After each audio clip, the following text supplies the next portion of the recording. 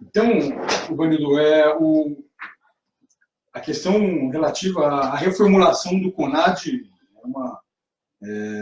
tem causado um debate agora na toda a sociedade essa última semana, mas basicamente o que tá em jogo aqui, o que tem se falado muito, né, é que é importante que se observe, né, enfim, a democracia, a representação da população nas decisões que o governo federal toma. Claro que isso é importante, né? Enfim, aliás, nós vivemos num país democrático e que esse governo foi eleito democraticamente.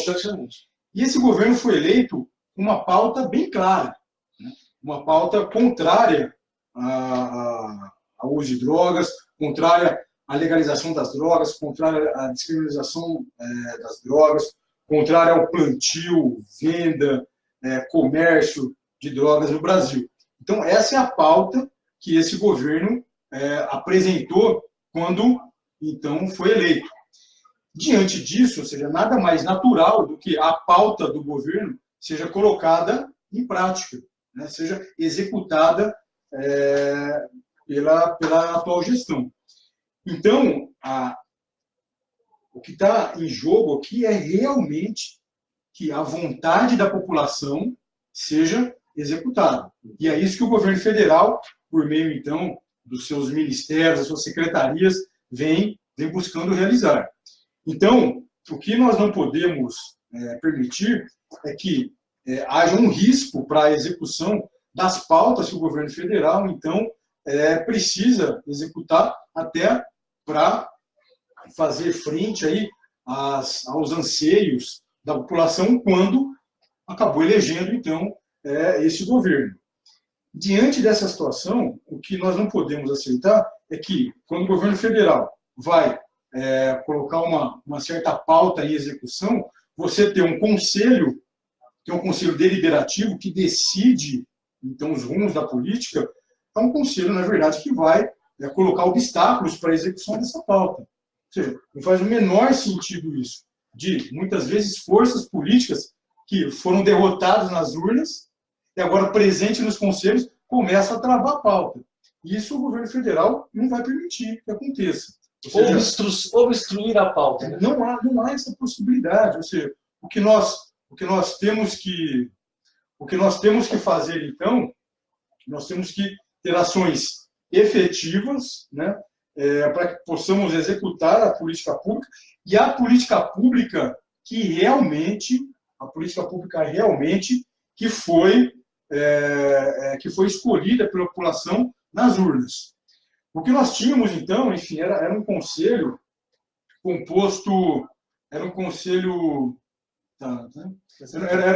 composto por representantes de entidades, por exemplo, como a UNE, Sociedade Brasileira para o Progresso da Ciência, Conselho Federal de Psicologia, dentre outras entidades que têm uma pauta, têm uma agenda claramente contra o governo e claramente contra as pautas do governo, e que são pautas da sociedade, já que o governo foi eleito democraticamente pela sociedade.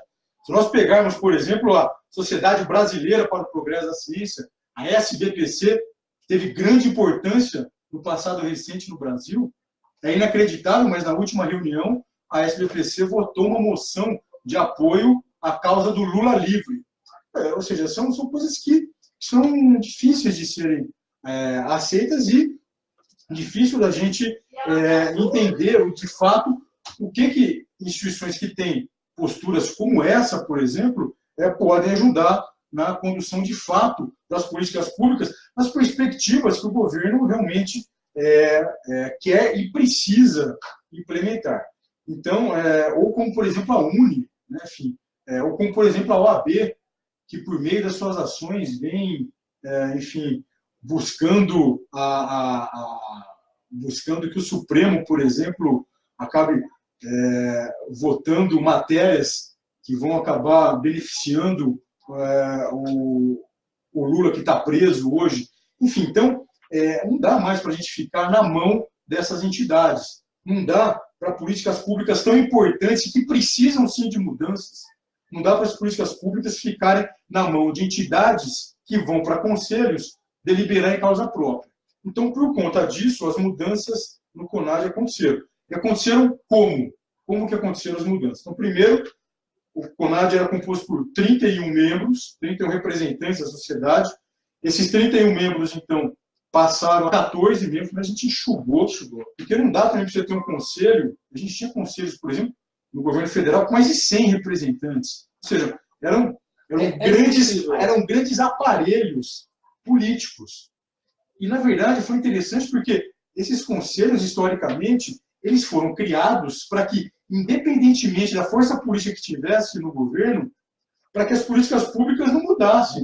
E que ficassem, na verdade, sempre na agenda dos grupos que dominavam os conselhos. Por isso que os conselhos foram criados, né? Esses conselhos são deliberativos. Eles decidem efetivamente a execução da política pública. Uma perpetuação. Uma perpetuação, ou seja, a perspectiva de mudança concreta, se você tem a decisão subjugada desses conselhos, a perspectiva de mudança é nenhuma. E a gente não pode correr o risco no Brasil de a gente perder a oportunidade que a gente tem hoje de realizar as mudanças que a população precisa. Então, por conta disso, a gente fez a reformulação do conselho. Como é que a gente fez, então? A gente sai de 31, que é um conselho extremamente pesado e difícil de trabalhar, para 14, então, para 14 membros. São 12 membros do governo, que estão, sim, enfim, alinhados com a política do governo, atual, com as pautas do governo, de um governo que foi eleito democraticamente, você querendo, você gostando ou não. É um governo que precisa executar as suas ações. Nós temos lá um membro, então, dos conselhos estaduais sobre drogas e um membro dos governos estaduais, perfazendo aí 14 membros. Nós temos 2 órgãos assessores aí do governo, do conselho. Um desses órgãos é uma comissão formada por especialistas, ou seja, o governo quer sim a interlocução com especialistas, o governo quer sim ter, dentro do que for possível, até suas ações baseado nas evidências científicas, ter a sua política baseada em questões técnicas bem informadas, o que, aliás, não vinha acontecendo nos governos passados, que a ideologia campeou, né, nesse cenário.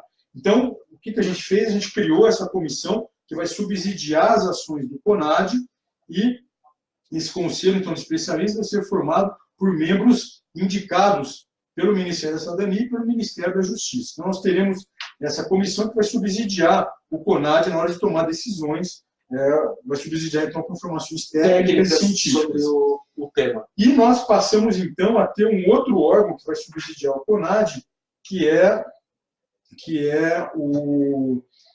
a Comissão Intergestores Bipartite, que é um órgão, então, onde vai ser realizado, então, as discussões, as pactuações e os alinhamentos das ações do governo federal com os estados e municípios. Ou seja, o que nós buscamos, então, foi organizar uma estrutura diferenciada e uma estrutura, sim, que possa atender às necessidades das pessoas, da população brasileira, que possa atender o que são os anseios da população brasileira e não a posição de grupos que vinham dominando esses conselhos há anos. Só para a gente ter uma ideia, Ivan, que acho que é um ponto interessante para a gente conversar com a audiência. O pessoal está falando assim, manda ver, doutor Quirino. E é interessante a gente discutir isso, Ivanildo, porque, por exemplo, o Datafolha, que, aliás, quando o Datafolha mostra uma coisa, dependendo da área, a gente pode até,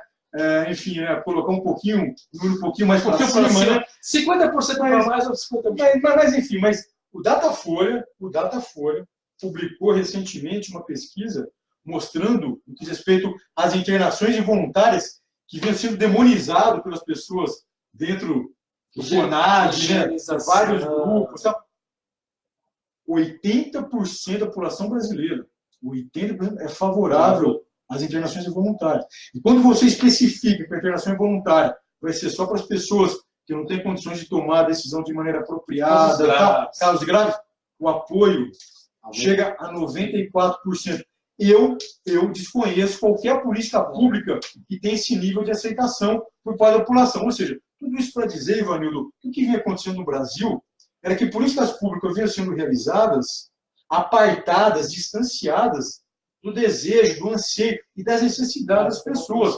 Ou seja, e as políticas vinham sendo realizadas muito pelas pessoas que ficavam lá aparelhando esses conselhos. Então, a partir de agora, as decisões vão ser tomadas buscando, sim, a interlocução com os gestores públicos, buscando, sim, a interlocução, com especialistas, mas que estejam realmente interessados em trabalhar em prol da população e trabalhar dentro da perspectiva do que a população acha que é mais apropriado. Mais ou menos também da questão da liberação das drogas.